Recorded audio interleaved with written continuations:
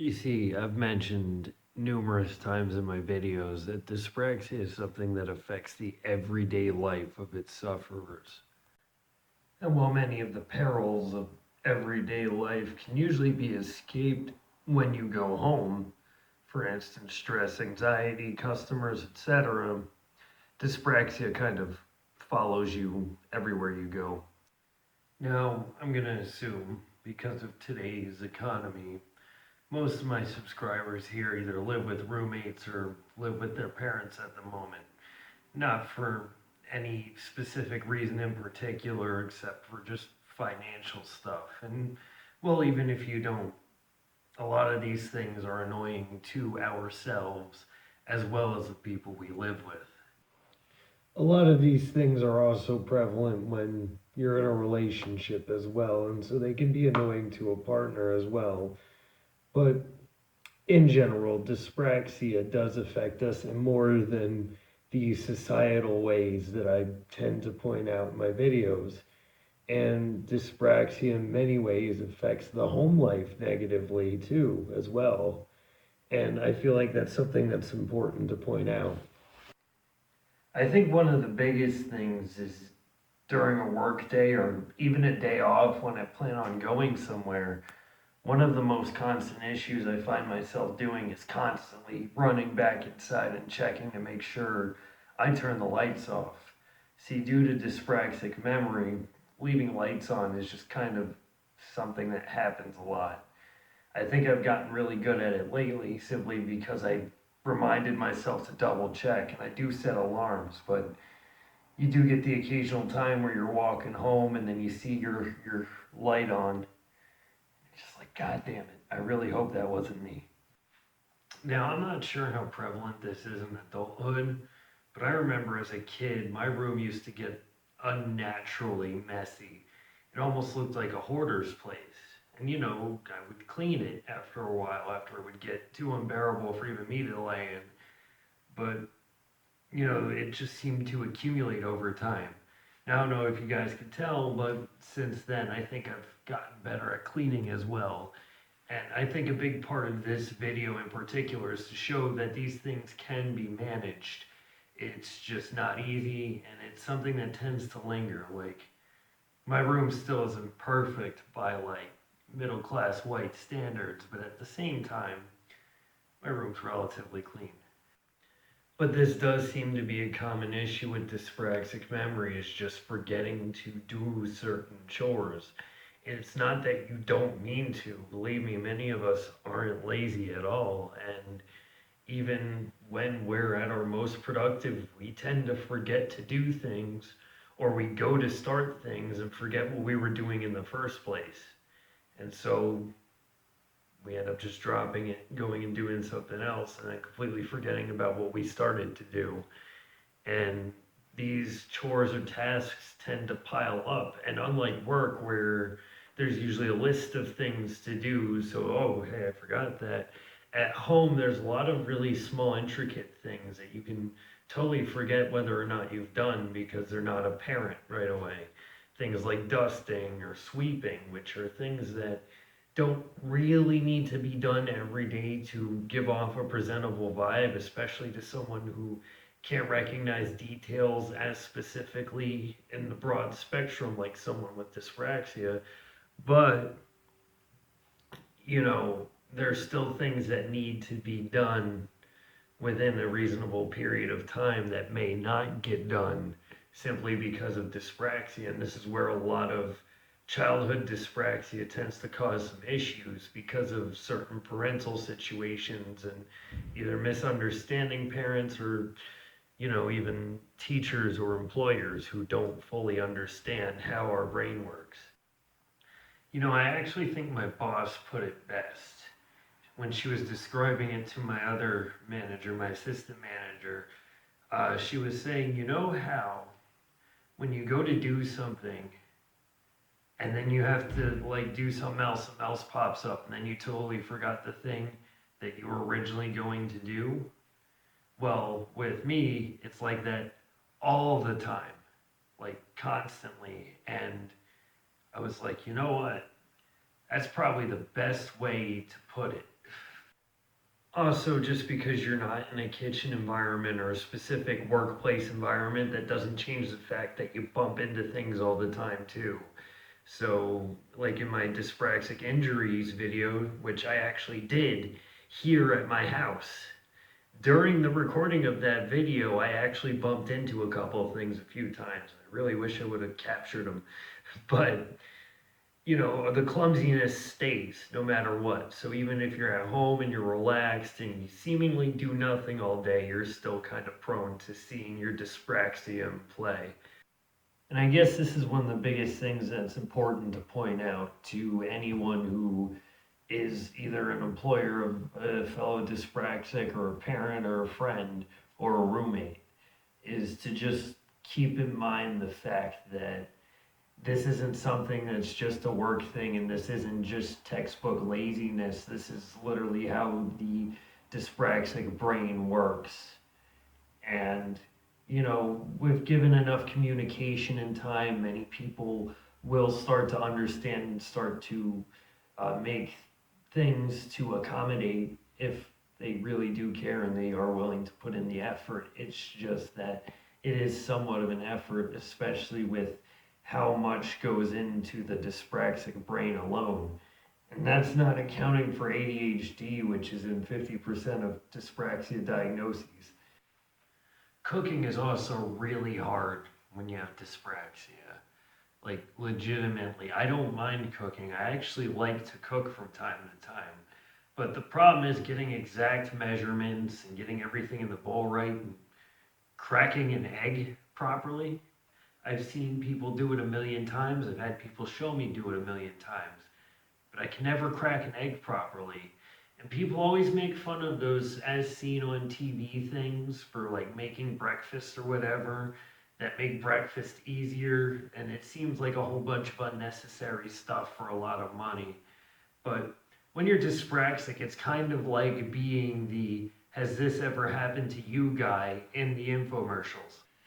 Although I will admit, even taking dyspraxia into account, some of them infomercial "has this ever happened to you" scenarios are a little out there, but I'd say that I relate to about 80% of them. And I know, thanks to the stigma that that one video I made a while ago kind of carries, I'm sure a lot of my followers are cannabis users.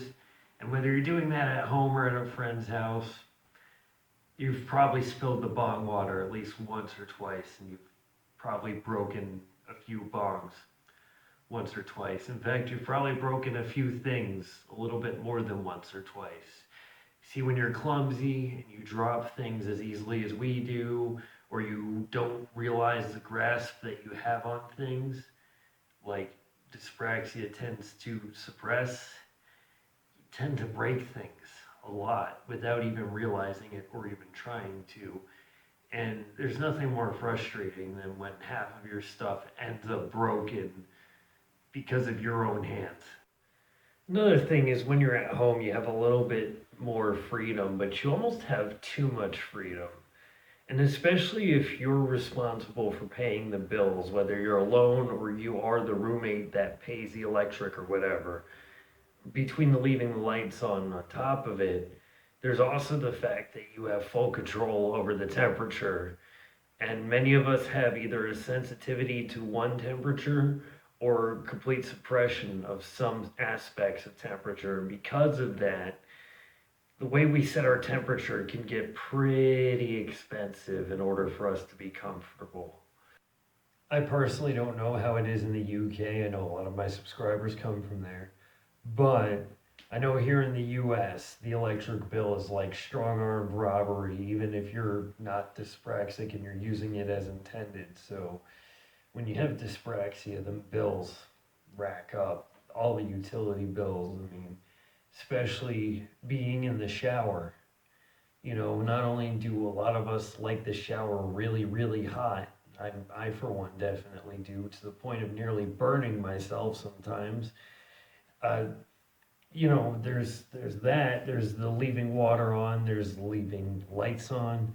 There's just all these things that go into the dyspraxic mind that either get left unchecked or are to one extreme or another in order to accommodate for us that living alone with dyspraxia is pretty expensive, and living with roommates is kind of anxiety inducing, knowing how much you weigh on the expenses. And this isn't to say that we're bad roommates, far from it. Many of us are extremely helpful, and if you tell us what to do, we'll do it. And that's kind of the thing about dyspraxia is it's just more the memory than anything. Even if we're not entirely sure whether or not we'll do something, there are two things that dyspraxia has over many other disorders, and that's motivation and empathy.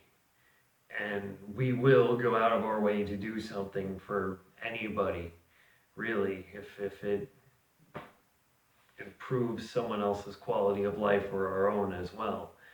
And so the dynamic is weird because although we may seem expensive to carry, we actually provide very beneficial services to people who we room with, date, or whatever. So it's not entirely a negative thing being dyspraxic or living with someone who's dyspraxic, but it's not entirely positive either. And it's important to keep in mind certain accommodations and things that are required in order to be dyspraxic and be independent.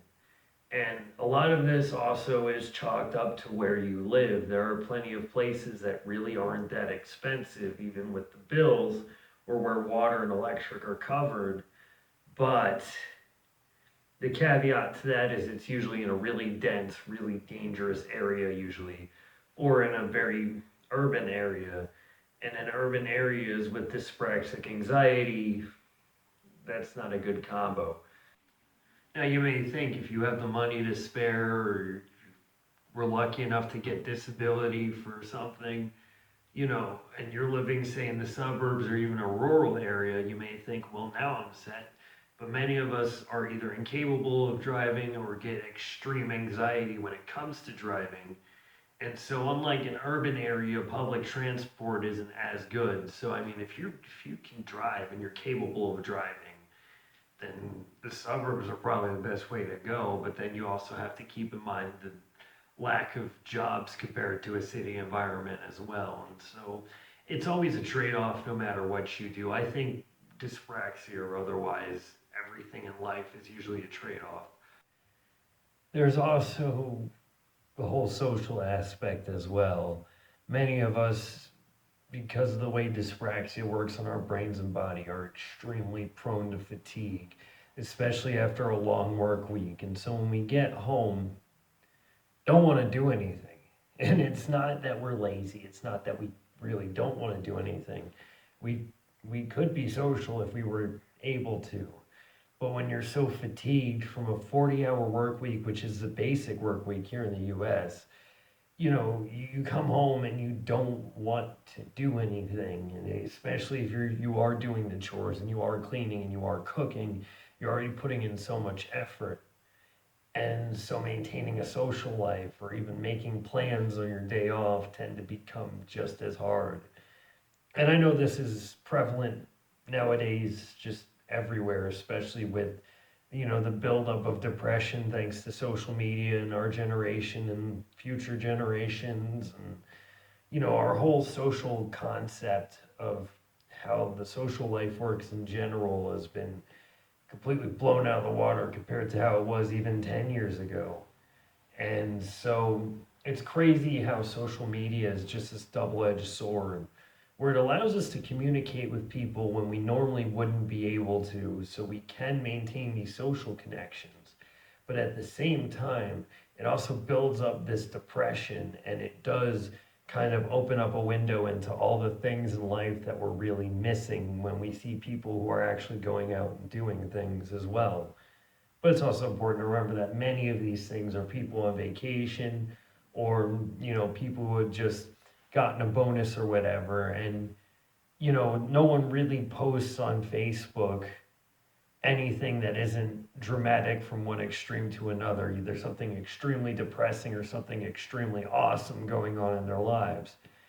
And so it may seem like someone's life is just credible, it's this crazy story of all these things that have happened in their life, but it's not showing the whole story. And that's an important thing to remember when looking at social media is, it paints a specific picture of someone either in a super positive, super negative, or almost like a bipolar light.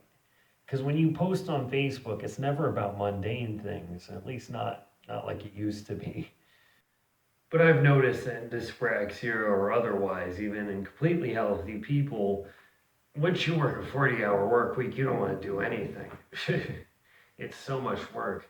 And here in the US, 40 hours is almost like a minimum if you want a living wage, unless you make Social Security or disability. But by the time you get that, you don't really have to worry about work so much anyway.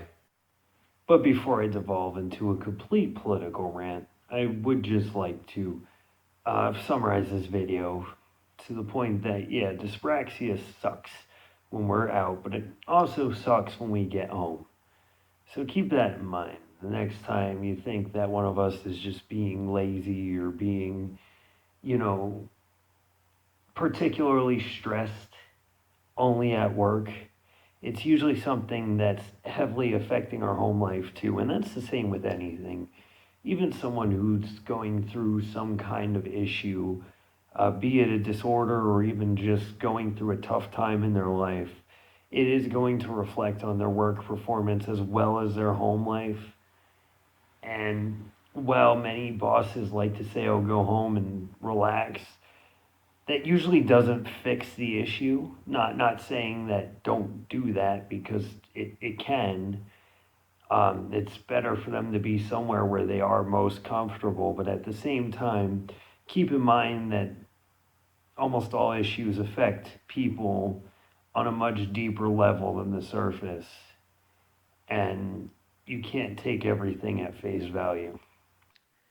But that's it for this video, guys. I'd also like to give a shout out to Stephen Walker. You just made 10 subs. Proud of you, man. I've been following your channel since the beginning. And yeah, that's it for this. Hope you guys have a good one and be safe.